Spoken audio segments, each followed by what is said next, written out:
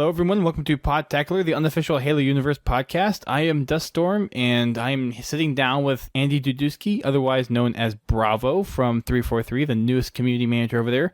Welcome to Podtacular, man. Thank you, man. It's good to be back on the show. I'm excited. We just had a crazy E3. We had a wonderful E3. It's been simply amazing. I had a wonderful time. It was so nice to meet everyone that I got to meet and see you guys again. It was really cool just to see the whole show. This was my first time at E3, all thanks to you guys. So it was a good one? It was a good show for you? Oh, it was a blast, man. Good. I've been done with friends. It was probably the best week I've ever had in my entire life. Yeah? It was hands down the best convention I've been to so far. That's awesome. Yeah, it really was a great week. I mean, on top of everything, the announcements, the hype, the buzz, the weather was great. All in all, it was a good time. Yeah, it was wonderful. I mean, the city of LA was really nice to be. The weather was perfect for E3. Sunny most of the time, a little overcast, but other than that, it was perfect. Cool. And everything I got to do and everything I got to see was just icing on the cake. Awesome. Again, thank you very much for helping me get there. Oh, dude, we're just happy to have you there. I mean, that was a big push this year, not just for E3, but as we move forward and even beyond this year is, of course, to integrate community more and more into everything that we do. So to have like some of our community members join us, not only, for E3, because we knew this was going to be a really special one, but for events and being able to share and all the excitement is, it's awesome. That's why I do what I do. Yeah. Let's talk about something that you announced this last week, shall we? Hey, let's do it. Let's do it. For everyone that's listening to this, you probably know already that for the Xbox media briefing, it was announced that the Halo Master Chief Collection will be coming out November of this year on Xbox One, which includes Halo 1, Halo 2, Halo 3, and Halo 4. All 4 games for the one low price of $60. Yeah, I mean, and Halo 2 Anniversary. Yep. And Halo Nightfall, the digital series, as well as, of course, access to the Halo 5 Guardians multiplayer beta. And all for the price point of $60. How did you guys manage to pull this off?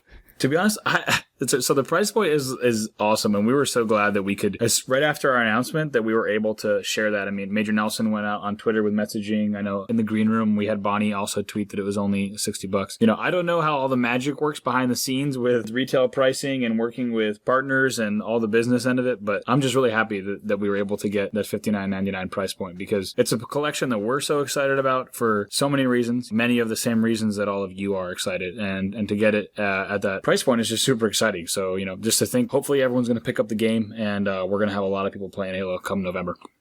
A lot of people. I think we're going to see resurgence of a lot of people come back. I know for us, we've already seen some really old Podtacular members all the way back in the Halo 2 days when we used to have clans start to make a comeback to the site. So I think that just shows how influential Halo has been to people, and the fact that you're bringing a lot of these older experiences back and to have everything live enabled at 1080p 60 frames per second on dedicated servers for every game is a huge upgrade, and it's going to be a massive seller, I think, come November of this year.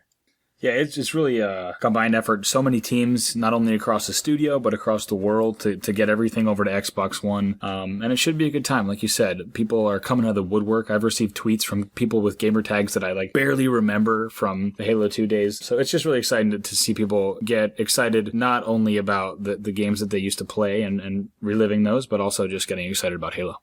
Yeah. You mentioned the fact that you had a bunch of different teams working on this. How many different teams that you had to get involved? What was the additional manpower that you had to get in order to even get this idea out the door for people to even get stuff done for all 4 games? I mean, Halo 3 and Halo 4, it's mostly just kind of a port with an updated graphics engine to support the 1080p dedicated server and that stuff. But doing a whole new remake for Halo 2 Anniversary and porting some of the Halo 1 and Halo CEA stuff, just how massive has this project been for you guys?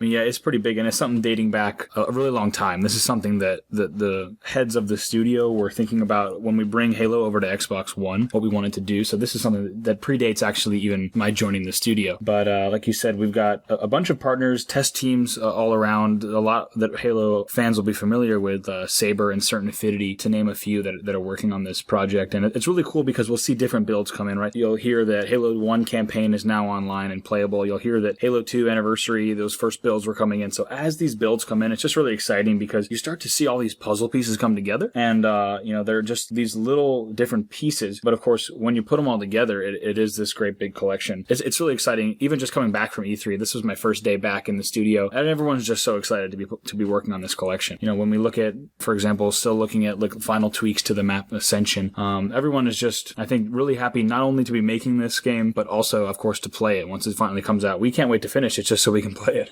Yeah, I bet. I know I'm going to be playing a ton out of it when it comes out. I'll be playing through the holiday. I'll be waiting for the Halo 5 Guardians multiplayer beta to come out, and I'll be playing the heck out of that for the 4 weeks that's going to be out too.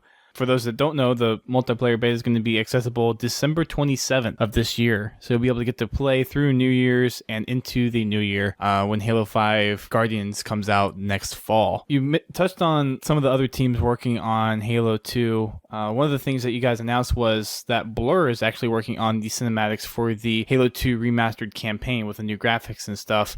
And they're also introducing a new prologue and epilogue to the story that's going to reveal some more details about Halo 5. Tell us a little bit about how you got that going for you, because Blur is very well known for some of the CGI cinematics, and we've already seen screenshots put out by you guys of some of the awesome stuff. I mean, we've seen Sergeant Johnson, we've seen the Prophet of Regret. I mean, these screenshots are just beautiful.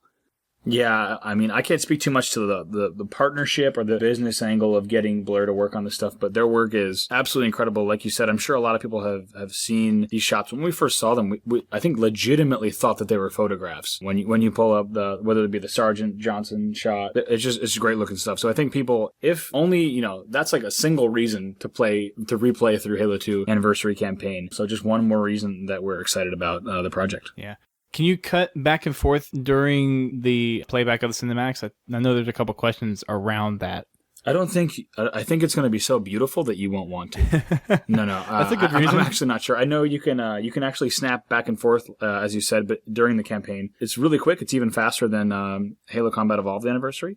If you've seen any of the campaign demos, it's really snappy, but I'm not sure if you'll be able to during the cutscenes themselves. I would assume no. Cool. For the rest of the Halo 2 remastered, we have all the maps being reworked, and you have 6 completely redesigned maps, and one of which is including Ascension, which we actually got to see a live demo of during the Xbox media briefing, which was pretty cool. You were down there with Neighbor and Ghost and Dan Ayub working some of that.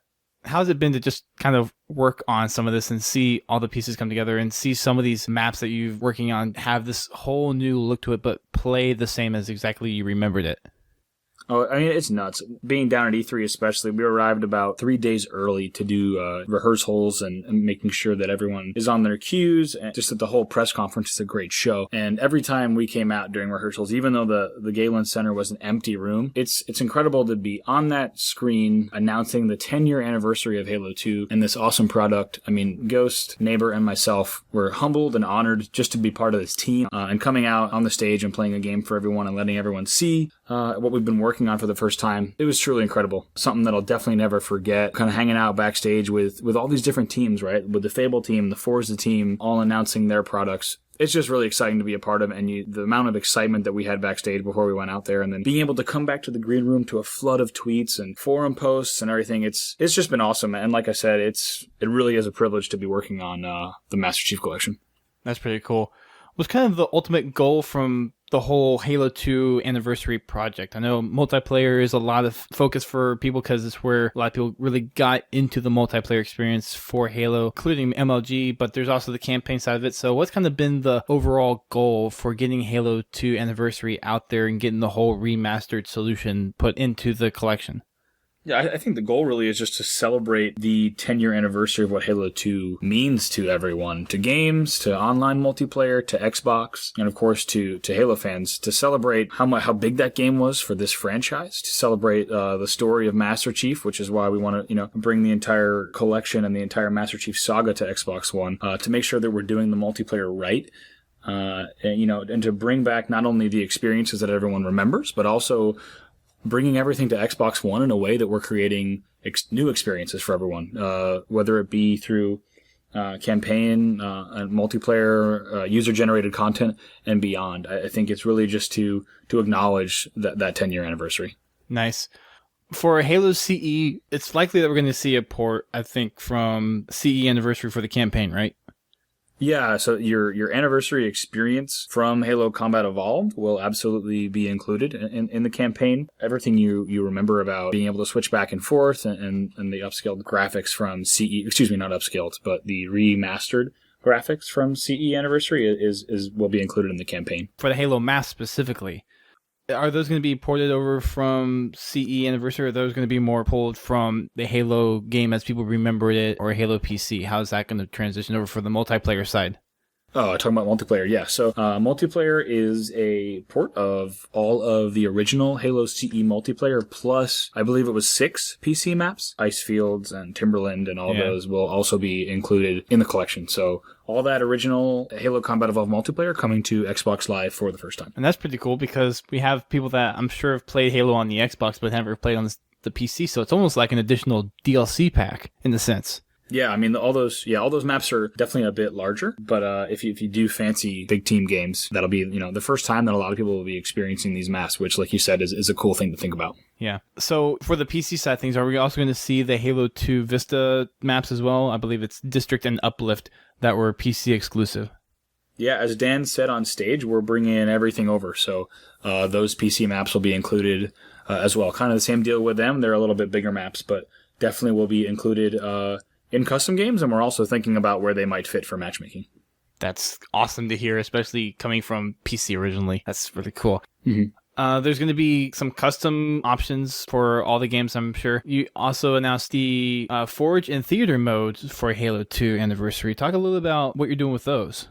For Forge, for really the entire project is something I think we're waiting to share details on. Features like Forge and Theater and kind of, user-generated content areas, I think is something that we'll be sharing more information on this summer as we get closer to the launch.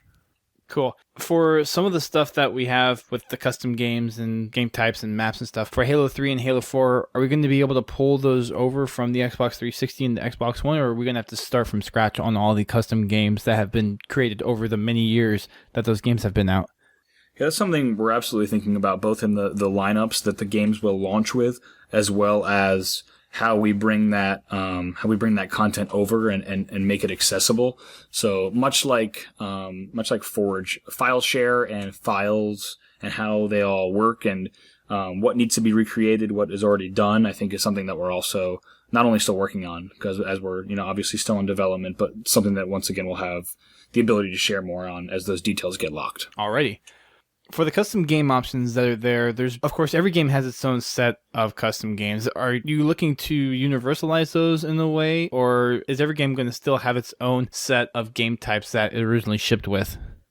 Yeah, the thought right now is that each game, as you remember it, is how they're going to be offered. For example, you wouldn't have the option for things like equipment on any game type outside of Halo 3. Pretty much you'll drill down that way, and it's going to be each engine running the game exclusively. So if there was a custom option or game type available in Halo 3, for example, VIP, you'll be able to select that and tweak it in the same way that you had in a Halo 3 menu. Pretty much every engine, as you remember it, you're going to have those options in those game types. For the emblems that are going to be in every game, I'm assuming the same thing is going to be there where it's kind of game specific to where those emblems are, or has that been universalized to where you can set one emblem and then it'll go across any game that you play? Hey, I haven't actually been able to toy with the emblems and stuff just yet. There's a large effort across the game, and it's a pretty incredible one to universalize a great deal of the menus and really the entire experience. So I assume there is some unification going on there for the Spartan customization, but that's something that I'll have to wait to confirm. Okay. What about control schemes? Because every game has had its own set of controls, and going from the original Xbox to the Xbox 360, you had the white and black translating to the bumpers. How's the control schemes being managed across all the games? Is that being universalized to your knowledge? Yeah, I think Frank O'Connor might have spoken a little bit about it last week during E3, but there's a lot of really cool thinking that's been going on for quite a while around control schemes, because obviously, when you think about 5 separate games and 5 separate, that's an immediate question, right? How do we balance all these control schemes and create the most optimal set of options for players? And there is thought being done around universal control schemes. So if a player wants to just use a dedicated control scheme and use that throughout all the games, they will be able to. There's a lot of schemes that don't make sense across all 5 engines. like you said, with how not only how controllers changed over the generations, but also how the games actually changed abilities, equipment, etc.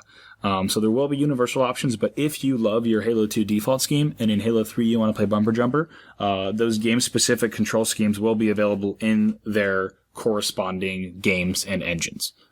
And I look forward, I'm working right now to figure out exactly when those will be locked and when we can share final control schemes. You can expect those a little bit closer to launch. So you mentioned 5 engines. How is that breaking down across 4 games? Well, we've got, so Halo 2 Anniversary is actually an engine that pulls from several different engines, and it does have a lot of Halo 4 in it, but it actually is running a separate 5th engine it's customized and greatly modified to replicate Halo 2 gameplay. So things like dual wielding, playable elites, etc., had to have some serious some modifications to allow for all that. Nice. So with that, introducing kind of some of the Halo 4 elements in there, how is that going to affect things like glitches that people have kind of grown up with Halo 2, like the super bouncing, Stairway to Heaven, and those kind of things? Yeah, so Halo 2 Anniversary is really going to be updated and modified for gameplay today, so you're not going to be able to find a lot of that stuff in Halo 2 Anniversary, but within Halo 2 Classic, the game will largely play as you remember it. And things like glitches and super bounces, of course, are things we're thinking about very strategically, and we know we need to be careful with, and how do they enhance gameplay and all that good stuff. But Halo 2 Classic will largely be the game as you remember it. Are you guys at all worried about the possible split between the community? Since there's a lot of people that really like Halo 2, a lot of people that like Halo 3, how are you guys planning on kind of morphing the playlist to better accommodate what everyone wants and preventing that split community happening? Right, I mean, that's something we absolutely have to be mindful about. I think not only in the Master Chief Collection, but always when designing matchmaking experiences, and that's something that I've had the opportunity to work on in Halo 4. But I think the beauty of the Master Chief Collection is that we know that players are going to come for all different reasons. Someone might love Halo CE multiplayer. Someone may be just coming for Halo 2 Anniversary campaign, and I think we really want to embrace that. So allowing people to play those campaign experiences with friends, or allowing campaign playlists where you can jump around and replay Chief's story in different ways, or playing in cross-game playlists. So if you want to prove that you're the best Team Slayer player and you want to play in a Team Slayer playlist that has all those games in it, you can do that. And if you only want to play Halo 3 multiplayer, you can hop in the Halo 3 dedicated playlist. So rather than worry too much about splitting the player base, we're going to have, in essence, the goal is to have just the right amount of playlists that everyone is playing exactly what they want in a large player pool. And that certainly is a challenge. And we know we're going to have to do everything just right, and also be very reactive with community feedback and looking at the data once the game launches. But I think that's something that we're embracing in terms of playlist offerings, and also working with the community in terms of deciding which playlists are multi-game, which games are included in this playlist, how many dedicated playlists do we need for these games. Something we're definitely thinking about, but rather than worrying about letting the community be split, I think we're going to encourage that people play exactly what they want. Cool. I think a lot of people are going to be very happy about that. Yeah, we're excited about it too. Nice. So the Master Chief Collection is going to include access to the Halo 5 Guardians multiplayer beta. It's really early on in its lifespan, though. A lot of betas come out like 3 months before the game. Why are you guys putting it so early in the development cycle for Halo 5?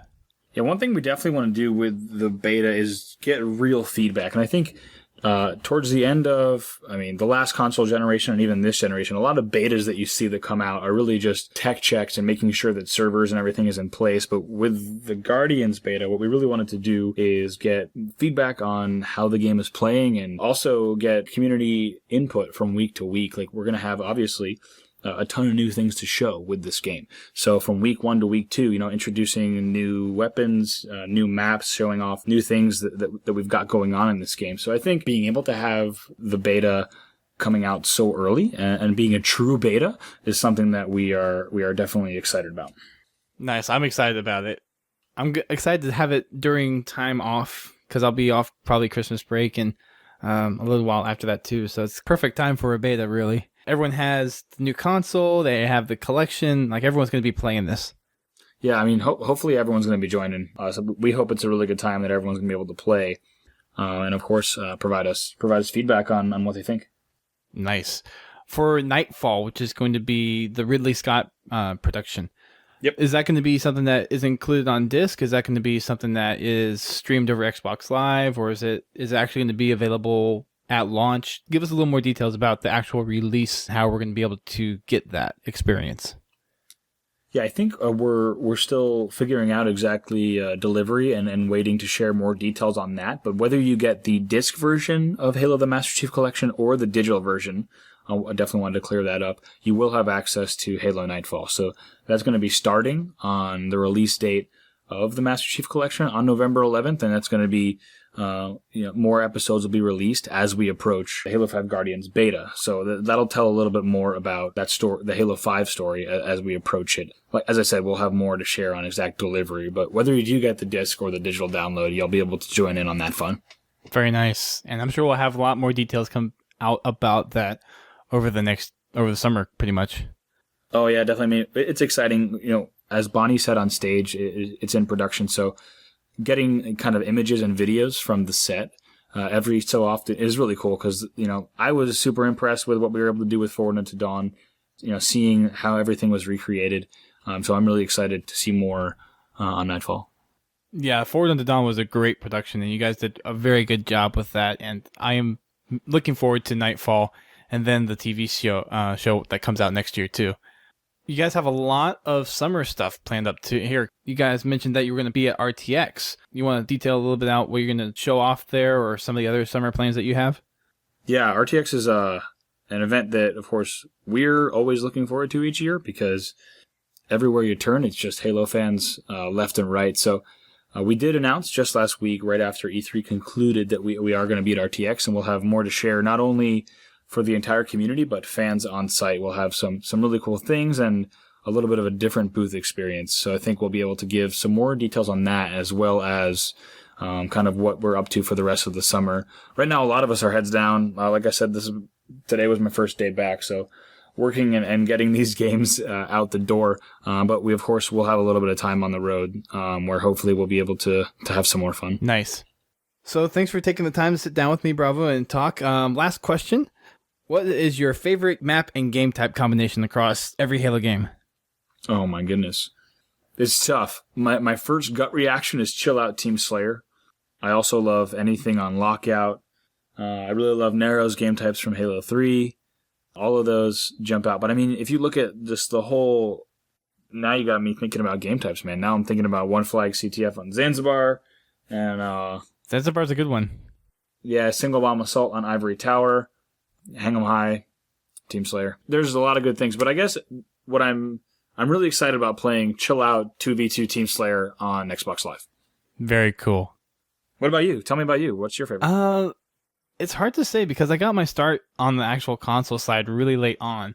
So I would have to say from, I guess, when I really got into Halo, it was Halo 3. I actually really liked Ghost Town, believe it or not. Doing 6v6 on Ghost Town was a lot of fun. Ghost Town, whenever I talk to Halo fans, Ghost Town pops up as a big favorite. And I mean, I think for good reason. The map it's super different, not only the way that it looks, the way that it plays, kind of the layout. I love the multi-level of it all, the look and feel. I think it's an awesome map, and I'm not at all surprised that people love it. It was definitely a chaotic map and a crazy map, but yeah, I think it's an awesome map too. It's a lot of fun for Slayer and kind of one-side objectives like Oddball. Yeah. Lots of fun. That's kind of the map that sticks out for me. Yeah, I have hectic memories of running away from battles on that map. Just like crazy, absolute chaos. My head down, just trying to break around a corner. Yeah, there's definitely some classic Halo 2 ones. Containment, I think, would be my all-time big team battle kind of ish map. Yeah. That one's an awesome map. I mean, yeah, gosh, so many good big team maps. Think about Headlong. I mean, of course... Terminal's another big favorite. A lot of people love Terminal. Something about that train. Yeah, that train is amazing.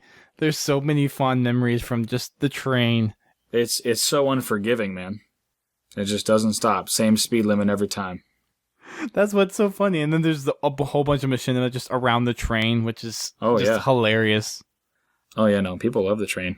But, I mean, and you think about, like, how many good big team maps there are, just Sidewinder, Blood Gulch, that's another cool thing we get to think about when we think about matchmaking playlists is like no matter what type of Halo you love, there's a really good chance that the Master Chief Collection has a whole bunch of it.